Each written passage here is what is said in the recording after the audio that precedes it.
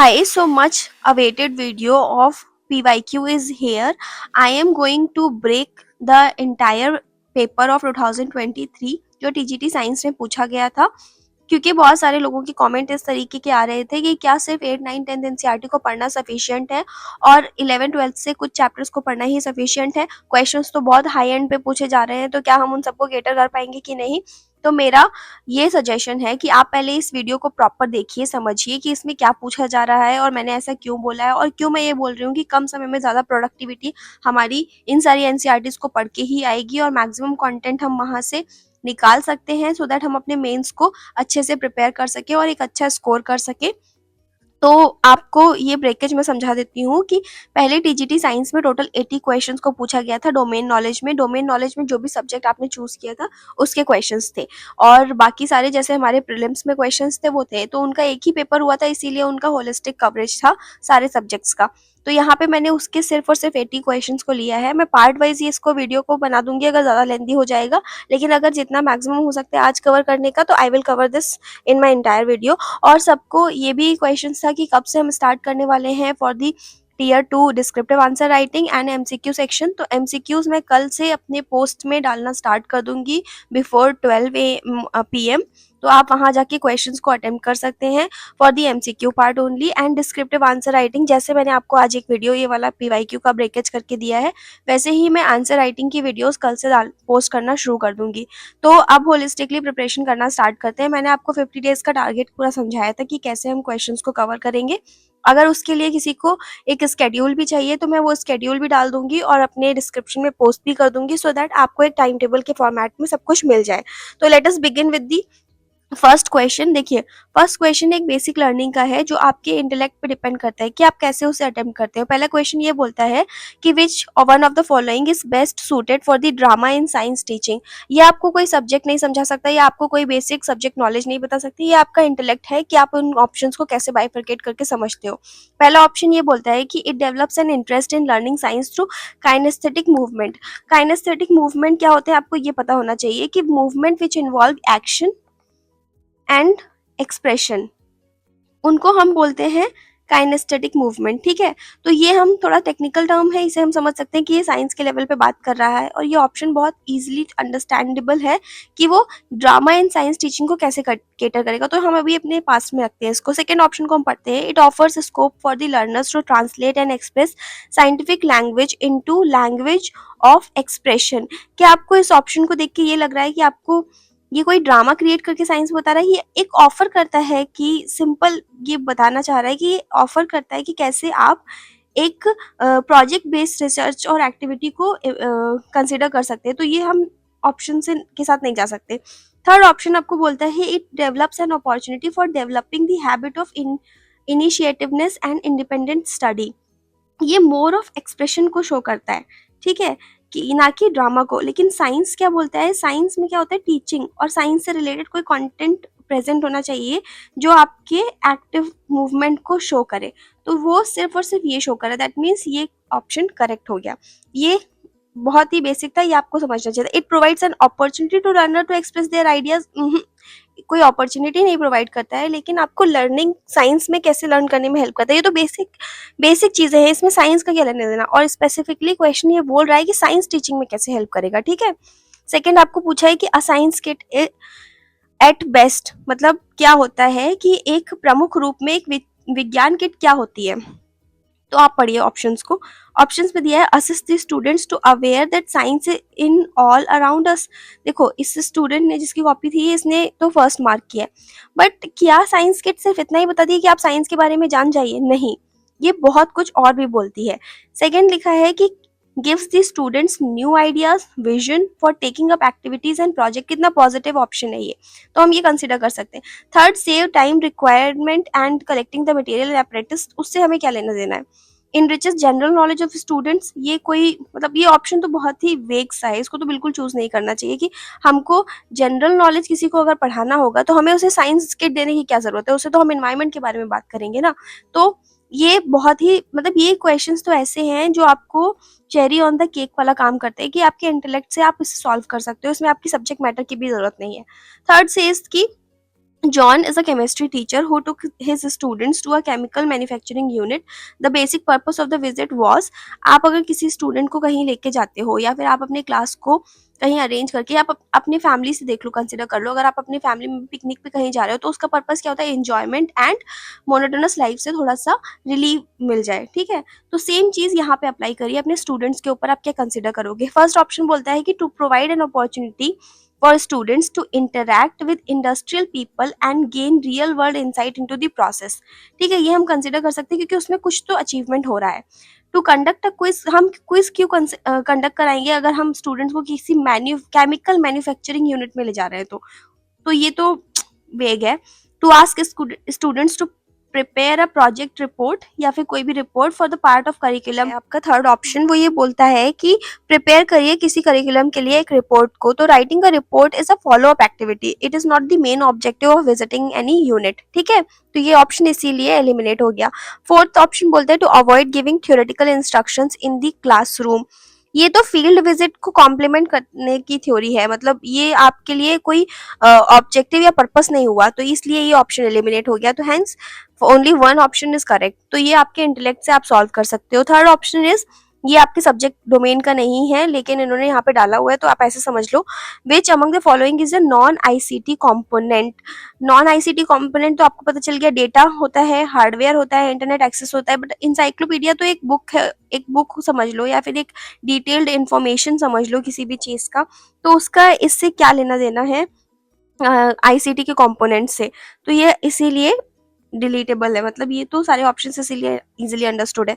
Fourth option आपका ये बोलता है ये सारे के सारे आपको थोड़ा सा एनालिटिकल पर्सपेक्टिव पे बात करते हैं, ना कि आपके सब्जेक्ट मैटर पे बात करते हैं, ठीक है। 45th बोलता है आपको, the chemistry department at the school is conducting some value added experiment based on the curriculum with interactive hands on activities। The purpose of this exercise is, basic purpose क्या है, आपने किसी स्कूल में रसायन विज्ञान विभाग इंटरैक्टिव व्यावहारिक गतिविधियों के साथ पाठ्यक्रम के आधार पर कुछ मूल्यवर्धित प्रयोग आयोजित करता है। इस अभ्यास का उद्देश्य क्या है?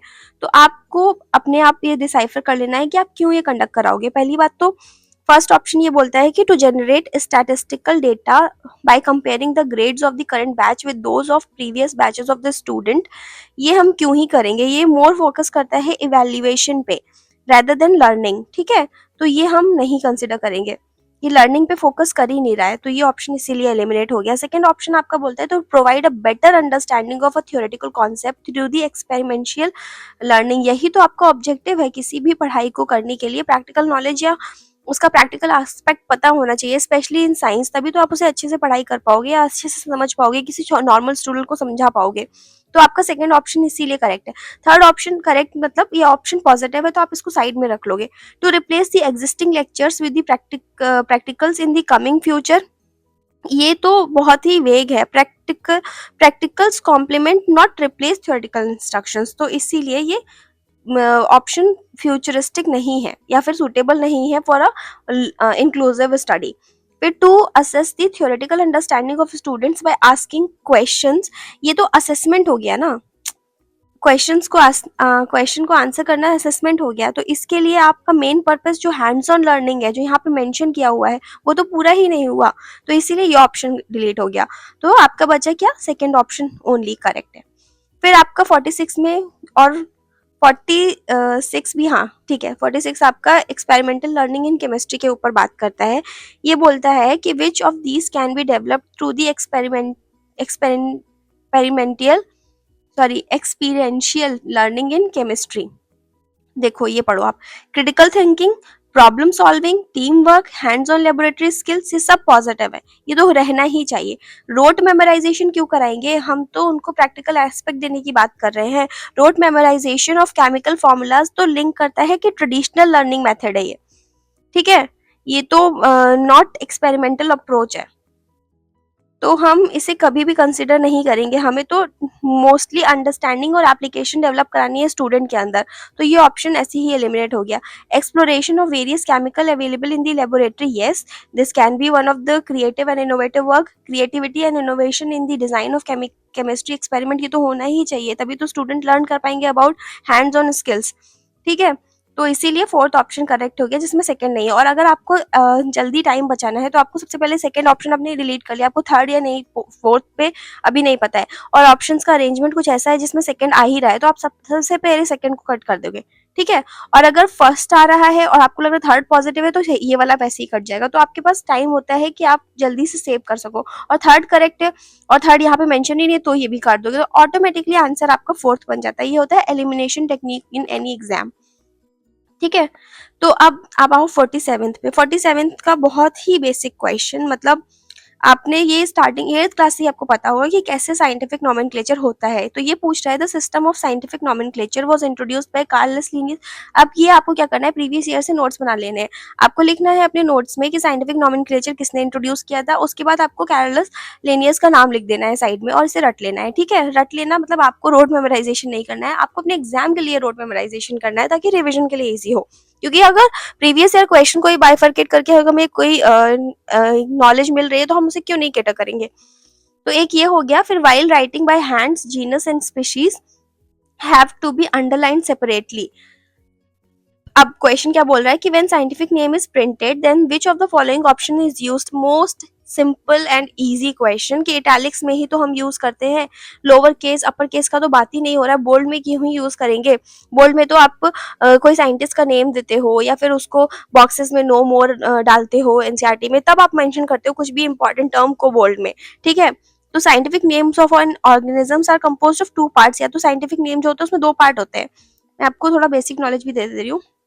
साइंटिफिक नेम्स में ना दो पार्ट होते हैं, एक होता है जीनस का नाम और एक होता है स्पीशीज का नाम, ठीक है। तो ऐसे ये हैंड रिटन फॉर्मेट में लिखा जाता है कि पहले जीनस आता है फिर स्पीशीज का नाम आता है और उसे अंडरलाइन करते हैं सेपरेटली, ठीक है। जैसे आप ऐसे लिखो जीनस और उसके आगे ही स्मॉल में स्पीशीज, ठीक है, ऐसे लिखा जाता है। अब देखिए, क्योंकि ये सारे जो क्वेश्चन थे, ये जो मैंने आपको 47 तक क्वेश्चन बताई, ये तो आपके एनालिटिकल पर्सपेक्टिव और आपकी टीचिंग एप्टीट्यूड को भी कंसिडर करते हैं कि आप कैसे पढ़ाते हो, अब आप क्या टेक्निक्स अप्लाई करते हो। Now we will come to the other parts of the question which is more on the subject matter side.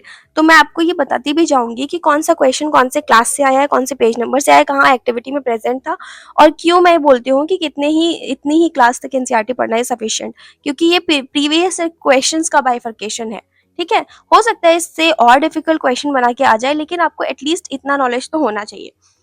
तो चलिए ये वाला मैं क्वेश्चन पढ़ देती हूँ आपके लिए कि pea plants can have round seeds और wrinkle seeds, one of the phenotype is completely dominant over the other, a farmer decided to pollinate one. A farmer, आप इसे यहाँ पे मेंडलीव अगर किसी ने पढ़ा होगा, सॉरी मेंडल की एक्सपेरिमेंट किसी ने पढ़े होंगे तो उसे पता होगा कि ये हम किस चीज की बात कर रहे हैं। A farmer decides to pollinate one flower of a plant with round seeds using pollen from plant with the wrinkled seeds. The resulting pea pod has all round seeds. कुछ कुछ जैसे लास्ट में आप समझ लो उसने क्या बोला है कि सबके सब राउंड सीड्स हैं। Which of the following conclusions can be drawn? देखो आपको इसको सिंपल इस फॉर्मेट में समझना है। एक एक्टिविटी दी हुई है क्लास 10th के पेज नंबर 144 पे, एक्टिविटी 9.2 मैंने आपके लिए ये इसीलिए स्पेसिफिकली यहाँ मेंशन किया है। उसमें टीटी और टीटी इनका एक्टिविटी में टॉल और रेसेसिव और डोमिनेंट को अच्छी तरीके से समझाया गया है।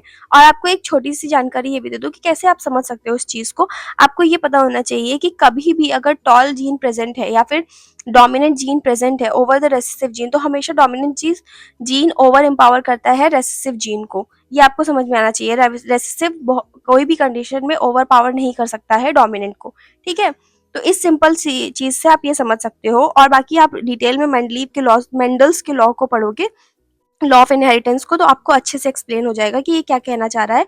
मैं आपको ओरली बता देती हूँ कि मेंडल का लॉ ऑफ इनहेरिटेंस क्या बोलता है कि ट्रेट्स कैसे पास होंगे from one parent to other offsprings, और वो जो ट्रेट्स हैं उसको कंट्रोल कौन करता है, एलील। और एलील क्या होता है, ये रेसेसिव भी हो सकता है और ये डोमिनेंट भी हो सकता है, ठीक है। तो इस वाले क्वेश्चन की मैं स्पेसिफिकली बात करूंगी। तो देखिए, the allele for round seeds is dominated over that of the wrinkle seeds. ये जब बोल रहा है कि एक अलील जो है राउंड सीड का वो डोमिनेट करता है रिंकल सीड को, इससे आप एक क्वेश्चन बनाओगे। अगर मैं आपको इसको सेपरेटली कैसे समझाऊं, देखो जो हमारा आर आर और आर आर ये होगा राउंड और ये हो गया रिंकल्ड, ठीक है। This is dominant, this is dominant, this is recessive, fine. जो रेसेसिव होते हैं या फिर जो होमोजाइगस होते हैं वो टू आइडेंटिकल एलील्स होते हैं। तो ये हमारे two identical homologous sorry homozygous alleles हैं, ठीक है। जिसमें जो हेट्रोजाइगस होता है वो आर आर होता है। अगर एक डोमिनेंट एक रेसेसिव है तो ये हेट्रोजाइगस हो गया, अगर दोनों डोमिनेंट या दोनों रेसेसिव है तो ये होमोजाइगस हो गए, ठीक है। अब इस स्टेटमेंट में क्या बोल रहा है, the allele for round seeds is dominant over that of wrinkle seed. ये करेक्ट है क्योंकि all seeds in the resulting pea pods are round. इन्होंने यहीं पे ऑलरेडी बता दिया है कि हमें कि सारे के सारे सीड्स जो रिजल्टिंग फेज में है वो राउंड है। ये इंडिकेट करता है कि round allele that is R is dominant and mask the small जैसे रिंकल्ड अलील जो प्रेजेंट है। तो ये करेक्ट ऑप्शन हो गया। The plant with round seeds is heterozygous. अब देखो हमने अभी बात किया है कि हेट्रोजाइगस कब होता, या होमोजाइगस और हेट्रोजाइगस में डिफरेंस क्या होता है। हेट्रोजाइगस तब होता है जब एक राउंड और एक रिंकल प्रेजेंट होता है इसमें, ठीक है, तब ये हेट्रोजाइगस होता। तो और यहाँ पे ये बोल रहा है the plant with wrinkle seed is homozygous because wrinkle seed results from the homozygous recessive genotype. It, if it had been heterozygous, it would have contributed to the dominant round allele as well, resulting in the mixture of phenotype. ये थोड़ा technical question है, जब आप ये पूरा table solve करोगे ना तब आपको समझ में आ जाएगा। The plant of with wrinkled seed is homozygous, yes it is, क्योंकि उसमें दोनों ही राउंड का डोमिनेंस है, तो ये करेक्ट हो जाएगा ऑप्शन, ठीक है। सेकंड बी आपके में नहीं आना चाहिए, तो सबसे पहले ये कटा, सबसे पहले ये कटा, क्योंकि आपका थर्ड पॉइंट करेक्ट है तो आपके में थर्ड पॉइंट यहाँ प्रेजेंट नहीं है तो ऑटोमेटिकली ये कट गया, तो इसीलिए आपका आंसर ये हो गया। सिंपल, ये आपको टेबल से समझ में आ जाएगा, राउंड और रिंकल वाला। मेंडल्स के लॉ ऑफ इनहेरिटेंस को आप अच्छे से पढ़ लो। इसमें ये बोल रहा है कि the plant with round seeds is heterozygous, क्योंकि ऐसा गलत क्यों है, क्योंकि दोनों जीनोटाइप्स जो हैं वो प्रोड्यूस राउंड सीड्स। दोनों जीनोटाइप मतलब आर आर और आर आर ये राउंड सीड्स ही प्रोड्यूस करेंगे। And the given information does not mention and specify that genotype of the parent plant. हमें पता ही नहीं है कि जो हम पेरेंट लेके आ रहे हैं उसका जीनोटाइप है क्या, तो हम इसे कैसे मान सकते हैं कि वो हेट्रोजाइगस होगा, इसीलिए ये ऑप्शन गलत हो गया। 49th आपका बोलता है कि pesticides are used extensively for high yields in the field. These are absorbed by the plants from the soil along with water and minerals from the water bodies. These pesticides are taken up by the aquatic animals and plants.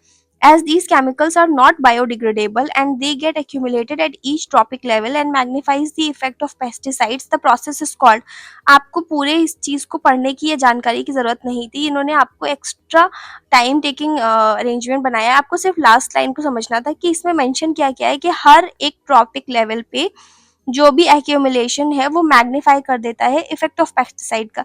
इसके मतलब क्या हुआ कि हर एक level पे pesticides increase हो रही है, तो इंक्रीज का ही मतलब हो गया bio magnification. Simple as that. Bio accumulation क्या होता है, कॉन्सेंट्रेशन इंक्रीज होता है फ्रॉम ईच ट्रॉपिक लेवल, ठीक है।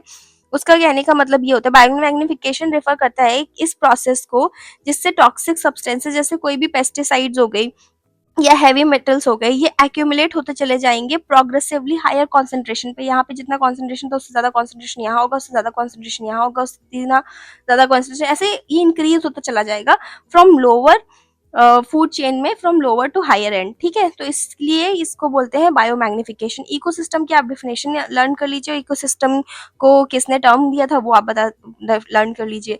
बायो एक्यूमुलेशन में भी सेम क्या होता है कि accumulation of toxic substances at higher trophic level can lead to a severe ecological and health consequences. इसमें इंक्रीज होते होते कॉन्सेंट्रेशन बढ़ता चला जाता है, ठीक है, तो उसे बोलते हैं बायो एक्यूमुलेशन। फूड वेब की आप थ्योरी लर्न कर लीजिए कि क्या होता है फूड वेब और उस फूड चेन, और उसको डायग्राम बनाने के फॉर्मेट में लर्न कर लीजिए।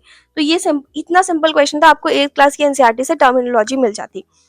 फिर हम आते हैं 50th नंबर क्वेश्चन पे। ये क्या बोल रहा है, ये क्वेश्चन कहाँ से आया है, मतलब तीनों चीज parenchyma, collenchyma, chlorenchyma and parenchyma, ये सब कुछ आपको क्लास 9th की चैप्टर 6 में पेज नंबर 70 पे मिल जाएगा। क्लोरेनकाइमा के बारे में पेज नंबर 70 में मिल जाएगा एंड प्रोसीडिंग चैप्टर्स मतलब प्रोसीडिंग पेजेस पे आपको पैरेनकाइमा और ये सब मिल जाएंगे, ठीक है। तो सिंपल डेफिनेशन आपको पता होनी चाहिए कि क्या होती है क्लोरेनकाइमा की।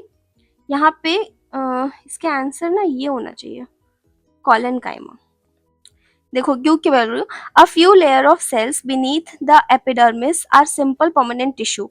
Parenchyma is the most common simple tissues. These are living cells. Sclerenchyma makes the plant hard and strong. ये आपकी नॉलेज के लिए उसने इन्फॉर्मेशन दी है। तो इसने सिंपल क्वेश्चन ये पूछा है कि फ्लेक्सिबिलिटी ऑफ प्लांट किससे होती है।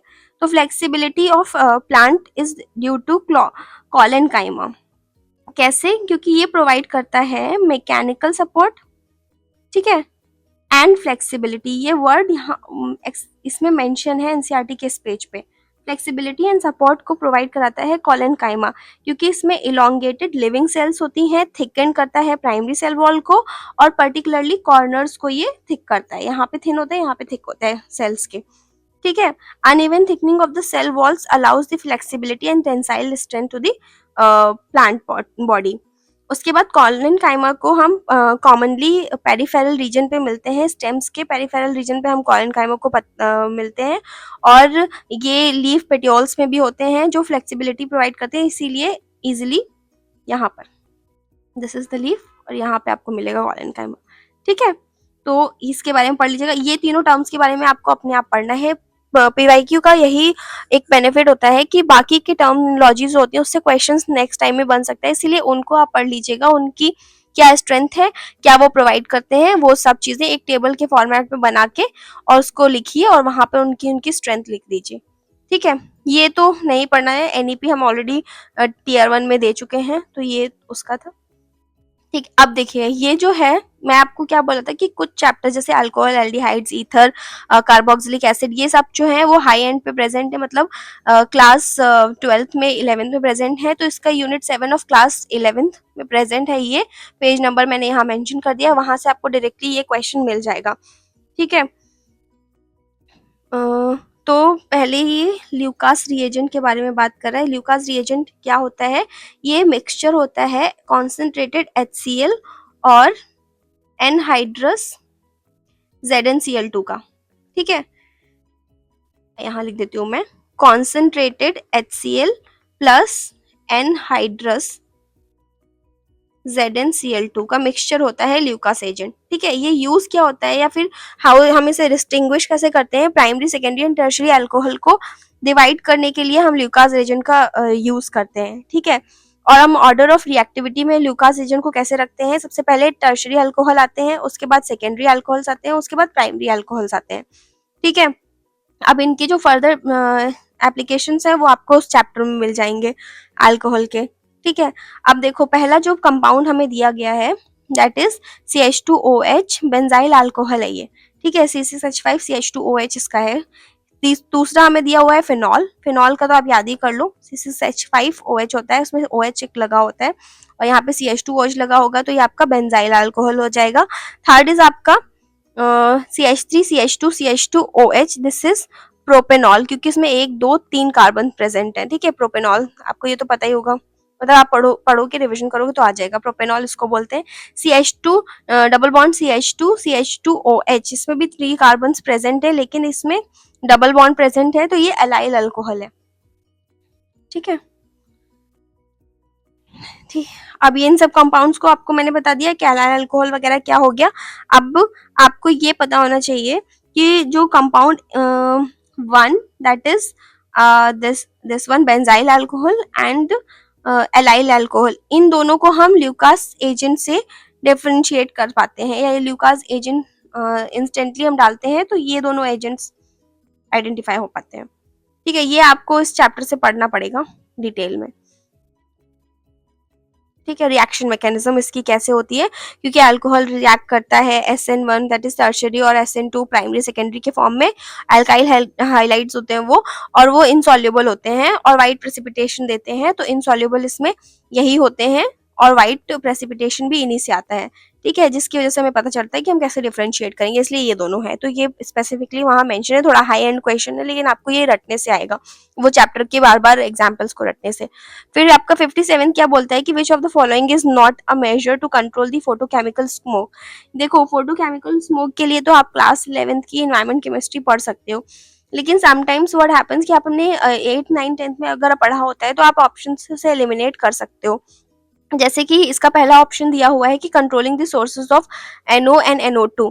इसमें रिड्यूसिंग एमिशन तो नाइट्रोजन ऑक्साइड करता है और नाइट्रोजन डाइऑक्साइड भी करता है, लेकिन ये प्राइमरी स्ट्रेटजीज हैं to control the photochemical smoke, ठीक।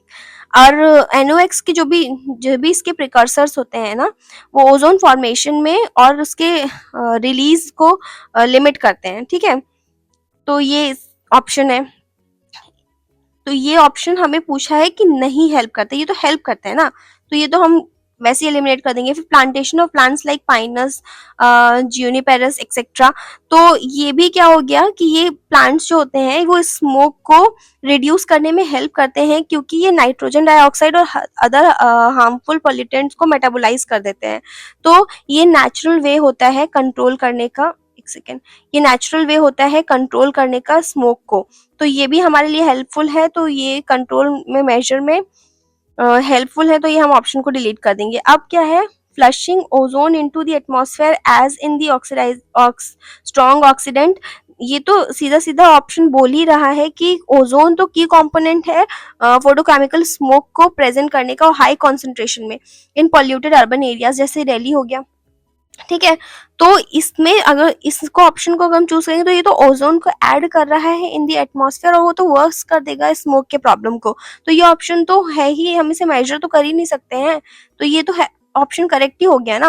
फिर use of catalytic converters in automobiles, ये तो रिड्यूस कर देंगे स्मोक को, तो ये ऑप्शन भी नहीं हो सकता, ये मेजर में हेल्प नहीं कर सकता, तो सिर्फ यही ऑप्शन जो इंक्रीज कर रहा है, तो डायरेक्टली यही आंसर हो जाएगा, ठीक है। प्लाज्मोडेस्माटा क्लास 9 आपको सेल चैप्टर में बहुत अच्छी तरीके से प्रेजेंट है, आप पढ़ लोगे उसको कि प्लाज्मोडेस्माटा होता क्या है। मैं आपको सिंपल समझा देती हूँ कि ये एक प्रोटोप्लाज्मिक कनेक्शन होते हैं बिटवीन एडजेसेंट प्लांट सेल्स, और ये कनेक्शन फैसिलिटेट करते हैं मूवमेंट ऑफ मटेरियल को। जैसे हम क्या होते हैं, नॉर्मल पब्लिक कैसे कम्युनिकेट करती है, मैं आपसे कैसे बात कर रही हूँ थ्रू ICT मीडिया में आपसे बात कर रही हूँ, आप किसी और से वार्तालाप करते हो तो बोल के बात करते हो, लेकिन प्लांट्स तो अपने आप से बोल के बात नहीं कर सकते, वो कैसे कम्युनिकेट करते हैं, गैसेस या फिर वाटर सब्सटेंसेस या फिर जो भी उनके एलिमेंट्स हैं उनको एक दूसरे से में पास करके ही वो कम्युनिकेट करते हैं। तो प्लाज्मोडेस्माटा का काम क्या होता है कि एक साइटोप्लाज्मिक सराउंडिंग होती है प्लाज्मा मेम्ब्रेन के अराउंड, उसके थ्रू वो गैसेस को एक्सचेंज कराते हैं, ठीक है। मैं आपको एक वो बना के दिखा देती हूँ डायग्राम सा, जैसे ये है, ठीक है, ये कंसिडर करो आप और ये कंसिडर करो, यहाँ पे गैप है, ठीक है। यहाँ से जो एक्सचेंज ऑफ गैसेस होती है इधर उधर, तो इसको जो कंसिडर कराता है, मतलब जो ये करा रहा है, उसे हम बोलते हैं प्लाज्मोडेस्माटा, ठीक है, डेस्माटा, ठीक है। प्लाज्मोडेस्मा यहाँ पे प्रेजेंट होता है, और जो प्रोसेस प्रोटोप्लाज्मिक कनेक्शन के थ्रू कम्युनिकेशन होता है बेसिकली, वो उसे बोलते हैं प्लाज्मोडेस्माटा, ठीक है। इसमें इंटरसेल्युलर ट्रांसपोर्ट कराता है ये स्मॉल मॉलिक्यूल्स का, आयंस का, हार्मोन्स का या न्यूट्रिएंट्स का directly between cytoplasm of the adjacent cell, दो सेल्स के बीच में साइटोप्लाज्म के थ्रू जो ट्रांसफर होता है, गैसेस एक्सचेंज वगैरह होती है, वो प्लाज्मोडेस्माटा का काम होता है। तो यहाँ पे लिखा है plasmo protoplasmic connections, yes it is correct. Pores in cell wall से तो कोई लेना देना ही नहीं है, ठीक है। न्यूक्लियर कनेक्शन नहीं, इन सब से कोई मतलब नहीं है इसका। अब देखो बायोलॉजिकल ऑक्सीजन डिमांड क्या होती है क्लीन वाटर की। बायोलॉजिकल ऑक्सीजन डिमांड को तो हम सिंपली ऐसे बोल सकते हैं कि कितने अमाउंट में ऑक्सीजन डिजॉल्व है required by the aerobic micro organisms, ठीक है, to decompose any organic matter. ये आपको क्लास 9 10th में मिल जाएगा, 10th के क्लास 12th में फॉर डीपर अंडरस्टैंडिंग आपको मिल जाएगा। लेकिन इसका बेसिक डेफिनेशन तो यही है कि बायोलॉजिकल ऑक्सीजन डिमांड उसे बोलते हैं जिसमें डिजॉल्व ऑक्सीजन को रिक्वायरमेंट ज़्यादा बढ़ जाती है एरोबिक माइक्रो ऑर्गेनिज्म के द्वारा, जब वो डिकम्पोज करते हैं किसी भी ऑर्गेनिक मैटर को in a sample of certain water and with the temperature और उसके स्पेसिफिक टाइम पीरियड के अकॉर्डिंग, ठीक। तो इसके सिग्निफिकेंस क्या होते हैं, अगर कहीं पे भी लो बायोलॉजिकल ऑक्सीजन डिमांड है तो ये इंडिकेट करता है, ये भी क्वेश्चन बनता है, तो ये इंडिकेट करता है कि वाटर क्वालिटी अच्छी है, गुड वाटर क्वालिटी है, ठीक है, अगर इसकी डिमांड कम है। लेकिन अगर इसकी डिमांड हाई है तो ये डेफिनेटली बताता है कि आपके ऑर्गेनिक पॉल्यूटेंट्स और उनकी माइक्रोबियल एक्टिविटी इंक्रीज हो गई है, जिसकी वजह से वाटर कंटामिनेटेड है, ठीक है। हाई बीओडी होता है तो वाटर कंटामिनेटेड होता है, क्योंकि कब होगा, जब डिमांड हाई, जब कब आएगी, जब माइक्रो ऑर्गेनिज्म ज्यादा प्रोसेस कर रहे होते हैं, ज्यादा उनको डिमांड चाहिए होती है ऑक्सीजन की, इसका मतलब ज्यादा ऑर्गेनिक मैटर को वो डिकम्पोज करने की कोशिश कर रहे हैं, तो ये इसलिए होता है। और हमेशा याद रखिए कि बायोलॉजिकल ऑक्सीजन डिमांड की जो वैल्यू होती है वो लेस देन 5 ppm होती है, वो इंडिकेट करती है कि it is very good for healthy water, ठीक है। क्योंकि जितनी कम होगी डिमांड, अभी तो मैंने बताया कि लो बायोलॉजिकल ऑक्सीजन डिमांड मतलब कि गुड वाटर क्वांटिटी, तो जितनी कम होगी 5 ppm से उतना ही अच्छा है, क्लीन वाटर है, ठीक है। इससे हाई होगी तो वाटर पोल्यूटेड है, ठीक है। Now come to this 60 number पे, hybridisation of carbon. Hybridisation of carbon C1 C2 C3 C4, इनकी बेसिक आपको डिटेल पता होना चाहिए। जो chemical bonding and molecular structure chapter में तो ऑलरेडी प्रेजेंट है, बेसिक बेसिक डिटेल आपको ये पता है कि जो sp3 होता है, मैं ऐसे बता देती हूँ, sp3 होता है वो 4 सिग्मा बॉन्ड होता है, मतलब उसकी टेट्राहेड्रल ज्योमेट्री होती है। sp2 में 3 रीजन्स होते हैं, ठीक है, और sp में 2 रीजन्स होते हैं। इसका मतलब क्या होता है कि 2 डबल बॉन्ड और 1 ट्रिपल बॉन्ड होगा, ठीक है, ऐसे समझ लो। अगर sp है तो इसमें 2 डबल बॉन्ड और 1 ट्रिपल बॉन्ड होएगा, ठीक है। अगर sp2 है तो इसमें 1 डबल बॉन्ड और 2 सिग्मा बॉन्ड्स होंगे, ठीक है। और अगर sp3 है तो इसमें 4 सिग्मा बॉन्ड्स होंगे। ऐसे हाइब्रिडाइजेशन ये आपको चैप्टर में मिल जाएगा, जहां पे आप केमिकल बॉन्डिंग पढ़ोगे ना, उस चैप्टर में मिल जाएगा। तो अब आप इसको जो है फॉर्मूला दिया हुआ है, इससे आप क्या कंपाउंड से डिसाइफर कर पा रहे हो कि पहले कार्बन की नंबरिंग कर लिया आपने, इसमें ऑलरेडी दिया हुआ है 1 2 3 4 5, 1 2 3 4 5 नंबरिंग दी हुई है। तो पहला कार्बन 3 हाइड्रोजन से कनेक्टेड है, तो ठीक है, एक कार्बन में जब 3 हाइड्रोजन से कनेक्टेड है तो उसके पास कैपेसिटी कितनी हो गई, 4 सिग्मा बॉन्ड्स उसके हो गए, कि 3 यहाँ पर और 1 ये, ठीक है। तो sp3 इसकी हो जाएगी, ठीक।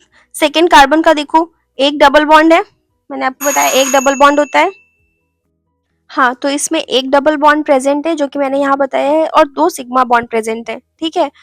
तो एक ये और एक ये, तो इसमें इसकी कॉन्फ़िगरेशन क्या हो जाएगी, दिस इज sp2। अब now come to carbon 3। Carbon 3 में देखिए क्या है, ट्रिपल बॉन्ड है एक, ये वाला, और 2 अदर सिग्मा बॉन्ड्स प्रेजेंट, मतलब एक सॉरी ट्रिपल बॉन्ड ही प्रेजेंट है और इसमें 2 रीजन में प्रेजेंट है, तो इसकी कॉन्फ़िगरेशन sp हो जाएगी, ठीक है। C4 में क्या देखिए है, other carbon of the double bond and 2 single bond तो sp2, सेम ये वाला कॉन्सेप्ट लगा लो आप, C4 की हो जाएगी sp2।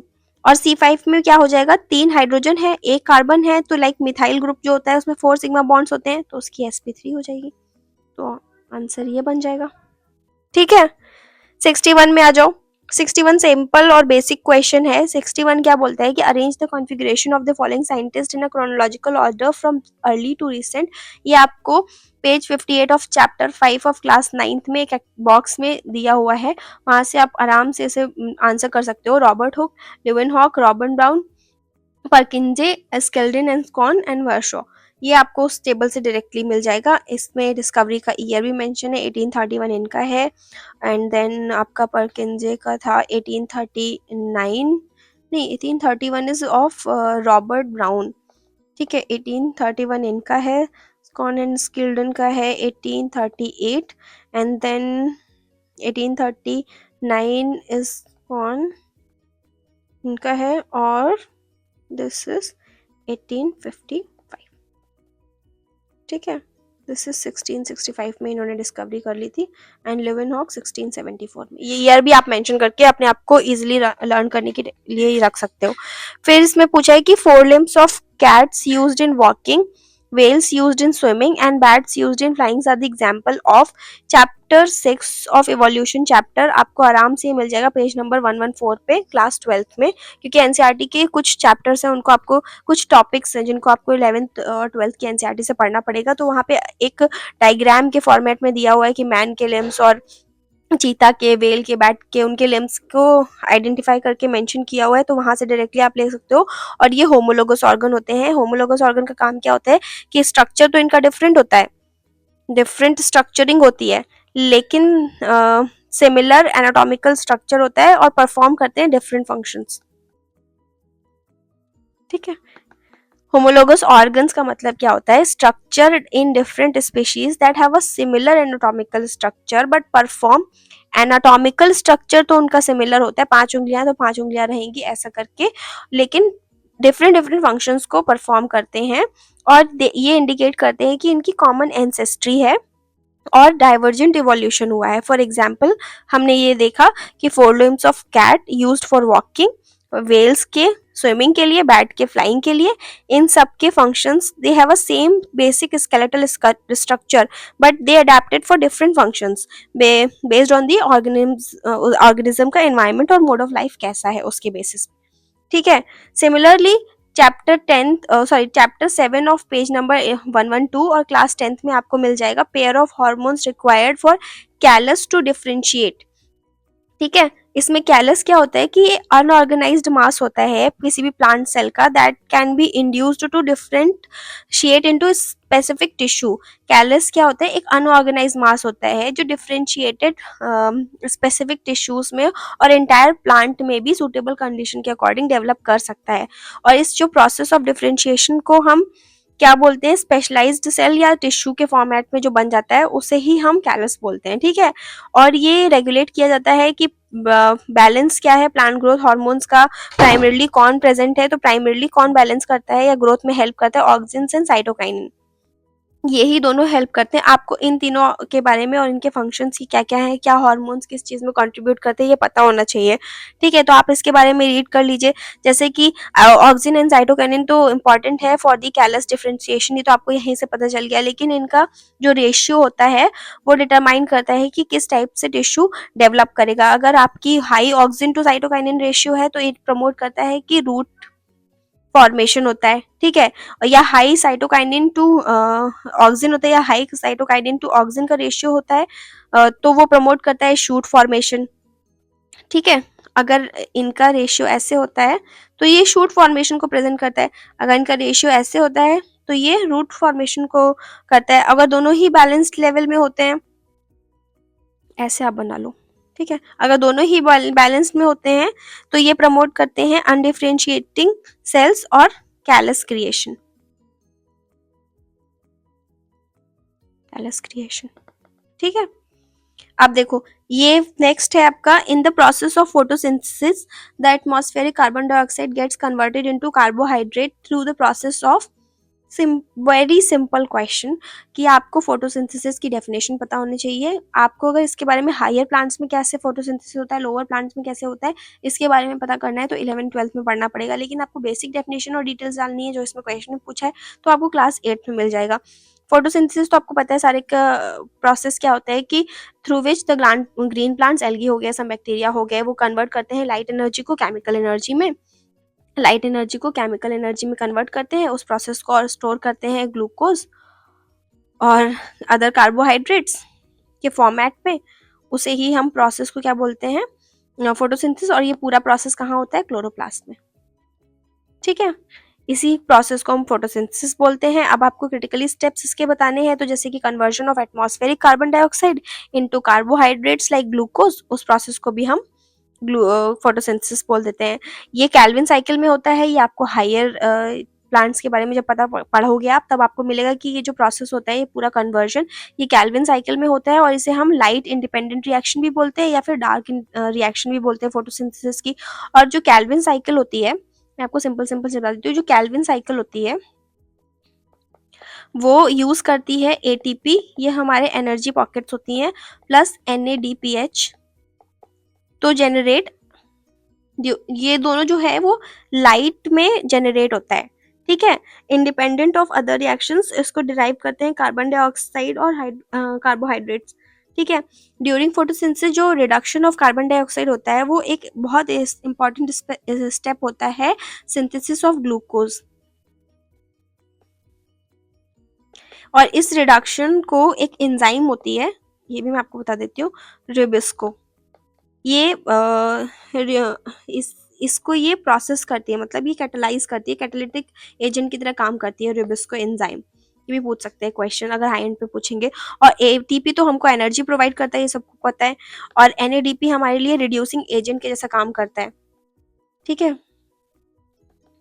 और ये दोनों ही डोनेट करते हैं इलेक्ट्रॉन और प्रोटॉन्स को कार्बन डाइऑक्साइड के ट्रांसफॉर्मेशन में, ठीक है। फिर इस प्रोसेस के बारे में आपको और अगर जानना है, न्यूट्रलाइजिंग, बर्निंग, ऑक्सीडेशन, तो आपको एक बार ना केल्विन साइकिल के स्टेप्स पढ़ने पड़ेंगे। ये आप पढ़ लेना स्टेप्स। इससे आपको हर एक स्टेप पे कैसे क्या होता है, कहाँ पे कार्बोक्सिलेशन होता है, रिडक्शन कहाँ होता है, रीजनरेशन कहाँ होता है, ये आपको पता चल जाएगा। और उस स्टेप के बारे में जैसे आप यहाँ पे लिख दो कि कार्बोक्सिलेशन कहाँ होता है, रिडक्शन कहाँ होता है, उस स्टेप में क्या क्या प्रोड्यूस होता है, तो आप वहाँ पे एक टाइम टेबल, मतलब एक टेबल बना के उसमें मेंशन कर लो और वो रट लो for the MCQ part only.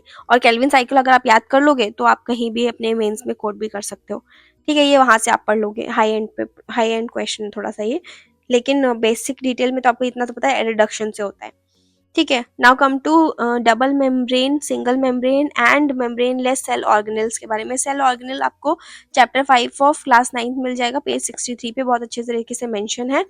इसमें इन्होंने पहले ही बता दिया है कि डबल मेम्ब्रेन कौन सी होती है, सिंगल मेम्ब्रेन कौन सी होती है, और मेम्ब्रेन लेस ऑर्गेनल कौन से होते हैं।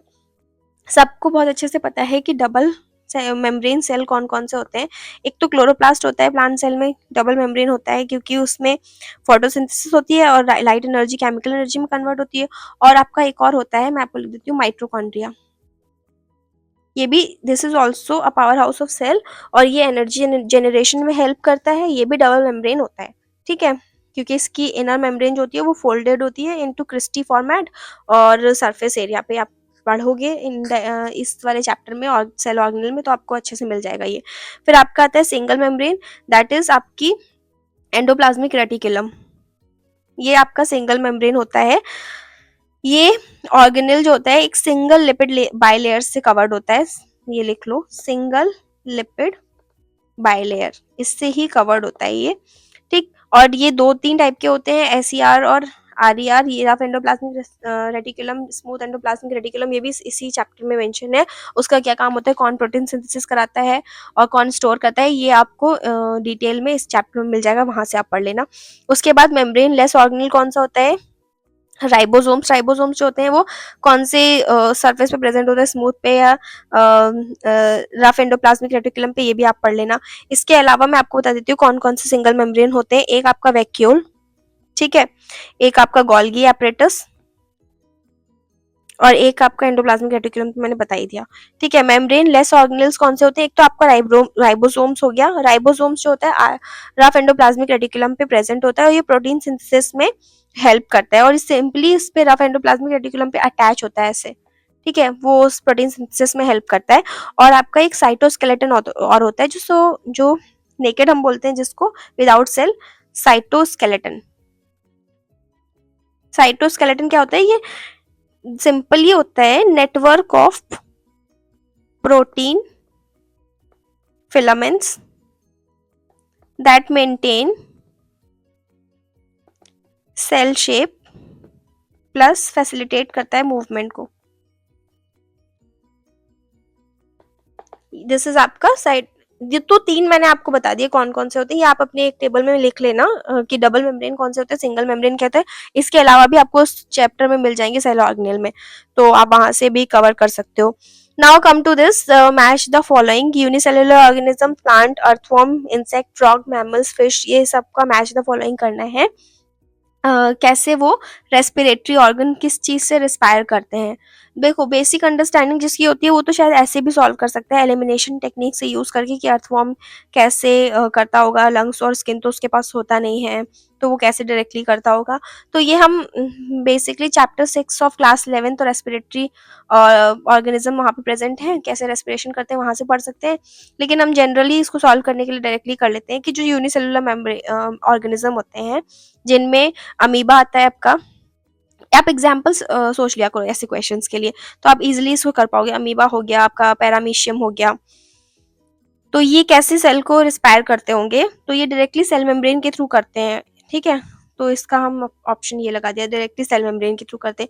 प्लांट्स तो सबको पता है कि जाइलम फ्लोएम के बीच में जो गार्ड सेल्स, जाइलम में जो गार्ड सेल्स प्रेजेंट होती है वहां से गैसेस का एक्सचेंज होता है, वाटर होता है, तो उनके लिए तो सिंपल है कि आप स्टोमेटा के थ्रू करते होगे, ठीक है, गैसेस एक्सचेंज। अर्थवॉर्म को सबको पता है स्किन, नथिंग एल्स, क्योंकि वो रिस्पायर करता है मॉइस्ट सॉइल में होता है, मॉइस्ट स्किन होती है, ऑक्सीजन उसकी स्किन में डिफ्यूज हो जाती है और ब्लड वेसल्स में कार्बन डाइऑक्साइड को एक्सपेल वो करता है, मतलब ऐसे ही ऑक्सीजन को लेता है, कार्बन डाइऑक्साइड को एक्सपेल करता है, लेकिन सब कुछ स्किन से ही हो रहा होता है, ठीक है। अगर जो लोग के पास बायोलॉजी होगी उन्होंने अर्थवॉर्म को कट वगैरह भी किया होगा इन हायर क्लासेस, ठीक, तो उन्हें पता होगा। फिर इंसेक्ट्स में क्या होता है, स्पाइरेकल्स होते हैं। स्पाइरेकल क्या होते हैं, इंसेक्ट्स लाइक जैसे ग्रास होपर हो गया, वो स्पाइरेकल यूज करता है, टाइनी ओपनिंग होती है उनकी बॉडी पे जो कनेक्ट करती है ट्रैकिया से फॉर द गैस एक्सचेंज, बहुत ही टाइनी ओपनिंग होती है इंसेक्ट्स में, तो वो डायरेक्टली स्पाइरेकल से करते हैं। इसका एग्जाम्पल आप ऐसे याद रख लो, ग्रास होपर, ठीक है। ट्रैकिया से एक बहुत छोटी सी टाइनिंग ओपनिंग होती है, ट्रैकिया से गैसेस को एक्सचेंज कराती है। फ्रॉग में तो सबको पता है लंग्स एंड स्किन होता ही है, तो फ्रॉग वहां से कनेक्ट हो गया, ठीक, क्योंकि ये एक्वाटिक एनिमल है और मतलब बहुत टेरेस्ट्रियल एक्वाटिक है, तो डुअल मोड ऑफ रेस्पिरेशन इसका होता है, इसीलिए इसके पास स्किन से भी होता है और लंग से भी होता है, ठीक है। और इसको जब हम वाटर में ये होता है तो इसे हम क्यूटेनेशियस क्यूटेन ये मैं आपके लिए लिख देती हूँ, क्यूटेनेशियस रेस्पिरेशन कराते हैं इसे, ठीक है, जब ये वाटर के अंदर होता है। और स्किन से तो नॉर्मली मॉइस्ट स्किन होती है, वाटर से रेस्पिरेशन होता है इसका। फिर मैमल्स में तो लंग्स ही प्रेजेंट होते हैं। वी आर मैमल्स और not, please tell us.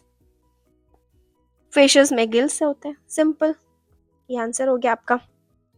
Now you will read this cropping system, mix cropping, inter cropping, इनके एग्जाम्पल, क्रॉप रोटेशन क्या होता है, इन सब की डेफिनेशन, ये सब आपको एक पेज पे लिख के उसके एग्जाम्पल्स लिख लेने, ये आपको क्लास 8 में तो मिल ही जाएगा क्योंकि ये बहुत बेसिक चीज है। और अब आपको इसके लिए क्या चाहिए होता है, देखो इन सब में क्या यूजफुल होता है, इसने बोला cropping system such as mix cropping, inter cropping और crop rotation are useful in किस चीज में होगी, maximum utilisation of nutrient applied obviously, insect and pest control हाँ जी, increasing the yield of crop definitely, and reducing the soil erosion 100%। तो ये सारे ही करेक्ट हैं, सारे पॉजिटिव हैं, कुछ भी इसमें नेगेटिव नहीं है, तो ये सारे करेक्ट हैं। Now this you will find in chapter 3 of class 12, क्योंकि ये थोड़ा हाई एंड है रिप्रोडक्शन में, रिप्रोडक्शन इन प्लांट्स में, कि सेमाइनल प्लाज्मा क्या होता है और वो किस चीज में रिच होता है। तो आपको पता होना चाहिए कि ये it is a fluid part of the semen which is secreted by the accessory glands such as seminal vesicles, prostate glands and bulbourethral. Fructose, calcium and certain enzyme में ये रिच होता है। सॉरी मैं प्लांट बोल दिया, ये animal, sorry मैंने plant बोल दिया, this is for the animal. तो इनका कंपोजिशन क्या होता है, कार्बोहाइड्रेट्स, आयंस, प्रोटीन्स, एंजाइम्स, इन सबको सपोर्ट करता है और ये मल्टीपल फंक्शंस होते हैं। नरिशमेंट प्रोवाइड करता है टू द स्पर्म, न्यूट्रलाइज करता है एसिडिक एनवायरनमेंट को, और फीमेल रिप्रोडक्टिव ट्रैक्ट में भी सेम चीज फंक्शन है इसका। देन फैसिलिटेट करता है स्पर्म मोबिलिटी। तो इसमें क्या चीज प्रेजेंट होती है, बस आपको ये याद रखना है कि fructose, calcium and certain enzymes में ये रिच होता है, simple. Then come to seed ovule, ये आपको पूरा क्लास 11 के चैप्टर 2 में पेज 17 पे मिल जाएगा कि कैसे ही डेवलपमेंट होता है सीड का। सीड तो आपको पता है कि reproductive structure of flowering plant है, ठीक, और ये फॉर्म कैसे होता है, सेक्सुअल रिप्रोडक्शन से बनता है। अब कौन से प्लांट्स में कैसे होता है ये आप समझ लो, जो एंजियोस्पर्म्स होते हैं इसे हम बोलते हैं फ्लावरिंग प्लांट, ठीक है, ऐसे एंजियोस्पर्म्स को हम फ्लावरिंग प्लांट बोलते हैं। इसमें जो सीड का डेवलपमेंट होता है ये ओव्यूल से होता है। अब कैसे, ओवरी के अंदर जो ओवरी का जो फ्लावर होता है, मतलब ओव्यूल जो होता है वो लोकेट होता है ओवरी में, उसमें फ्लावर प्रेजेंट होता है। ओव्यूल के में क्या क्या प्रेजेंट होता है ये मैं आपको बता देती हूँ कि ये फीमेल गैमेटोफाइट है, इसमें एग सेल्स होती हैं और इसी में ही मेल का स्पर्म या मेल का गैमीट आप बोल दो उसके प्लांट के फॉर्मेट लैंग्वेज में, वो फर्टिलाइज होता है। तो ये और ये होता है किससे है, पॉलन के थ्रू। आफ्टर फर्टिलाइजेशन ओव्यूल जो होता है वो सीड के फॉर्मेशन में हेल्प करता है, सीड ही बनता है ओव्यूल, आप समझ लो जाइगोट है ये। यहीं पे जो फीमेल गैमेटोफाइट्स और मेल गैमीट्स हैं वो फर्टिलाइज होते हैं, वो ओव्यूल बनाते हैं और ओव्यूल ही आपका सीड में बनता है, और ये एंजियोस्पर्म्स में होता है। ठीक है, एंजियोस्पर्म के एग्जांपल मुझे कमेंट में लिख दीजिए प्लीज। और बाकी आपको पता चलना चाहिए कि स्पोर्स, कॉटिलेडन्स और ओवरी का क्या फंक्शन होता है और ये किस किस में डेवलप होते हैं, ये भी आप इस चैप्टर से पढ़ के लिख दीजिएगा। उसके बाद में जेनेटिक ड्रिफ्ट जो होता है वो ऑपरेट करता है किस चीज, मतलब किस तरीके से। जेनेटिक ड्रिफ्ट होता क्या है, ये एक मैकेनिज्म होता है which refers to random changes in allele frequency within a population over generations. जैसे जैसे जनरेशन बढ़ती जाती है, चेंजेस आते जाते हैं, एवोल्यूशन होता जाता है, वैसे वैसे एलील की फ्रीक्वेंसी भी उसी के अकॉर्डिंग चेंज होती चली जाती है। और ये जो चेंज होता है ये कोई नेचुरल सिलेक्शन से नहीं होता है, लेकिन चेंजेस इन इवेंट्स जो में जो चेंजेस होते हैं उसकी वजह से ये होता है। तो और इसको हम क्या बोलते हैं, ये हमेशा आप एक छोटी पॉपुलेशन में ऑब्जर्व करोगे, रैंडम इवेंट्स के थ्रू उनकी एलील की फ्रीक्वेंसी ही चेंज हो गई, तो जिसकी वजह से जिसका जीन पूल बहुत लिमिटेड होता है ना, उसकी वजह से उनकी पॉपुलेशन में चेंजेस आने लगते हैं। और ये क्या होता है, ये रिड्यूस कर देता है जेनेटिक डाइवर्सिटी को, और ये also cause करता है certain alleles to disappear entirely from the fixed genes of the population। तो इसी को जेनेटिक्स मतलब छोटी पॉपुलेशन में होता है, इसीलिए इसमें स्मॉल आइसोलेटेड पॉपुलेशन में जेनेटिक ड्रिफ्ट ऑब्जर्व कर सकते हो। Now we have come to this part. अब मैं सेकेंड पार्ट में 71 से लेके 120 को डिस्कस कर दूंगी, ताकि आपको इतना चीज़ें तो समझ में आ गई होंगी कि मैंने कहाँ से क्या चीज़ पढ़ा है और क्या चीज़ बाइफर्केट करके समझाया है। अभी तक तो हम बायोलॉजी की सेक्शन को डील किया और कुछ केमिस्ट्री के क्वेश्चंस को डील किया है। हमने इसके बाद में जो फिजिक्स के क्वेश्चंस को डील करना है मैं वो आपको समझाऊंगी, क्योंकि वो न्यूमेरिकल पार्ट है। तो पार्ट टू के लिए थोड़ा सा आप अपने सिलेबस को अपने पास समझ के रखिए कि आपको अपने सिलेबस से ये कनेक्टेड लग रहा है कि नहीं लग रहा है ये चैप्टर, क्योंकि ये जो है सिलेबस ये पिछले साल का है और हमारा सिलेबस इस बार थोड़ा डिफरेंट है। तो उस दोनों में कंपैरिजन करके देखिए कि आपको ये क्वेश्चन बहुत हाई एंडेड लग रहे हैं या आपसे नहीं सॉल्व होंगे, तो भी आप मुझे कमेंट करके बताइए कि और कैसे सिंप्लीफाई करके मैं आपको इसको बता सकती हूँ। ये तो बस एक पार्ट है जिसमें मैंने आपको ये समझाया है कि कैसे क्वेश्चन आ रहे हैं। अभी और आपके सेकेंड पार्ट में आप समझोगे कि और डिटेल में कैसे न्यूमेरिकल्स को पूछा जा रहा है। तो thank you for watching this video, and अगर आपको इससे रिलेटेड और कोई कमेंट है तो आप पेस्ट कर दो मेरे कमेंट बॉक्स में, और क्वेश्चन इससे रिलेटेड कुछ भी है तो वो भी कमेंट में आप लिख के बता दो। मैं सेकेंड पार्ट कल ही पोस्ट कर दूंगी, और उसके बाद में कल ही मैं एमसीक्यूज को पोस्ट करने वाली हूँ। डिस्क्रिप्टिव आंसर राइटिंग के लिए भी मैं एक पूरा प्रोसेस कर लिया है और उसमें क्वेश्चंस को मैंने लिखना शुरू कर दिया है, ताकि मैं उसको प्रेजेंट करके समझा पाऊँ कि कैसे मैं कर रही हूँ। So thank you for watching, and जितनी भी क्वेरीज है प्लीज़ आप कमेंट बॉक्स में पेस्ट कर दीजिए, और अगर ये प्रोडक्टिव लगा होगा तो do share and subscribe my channel. Thank you.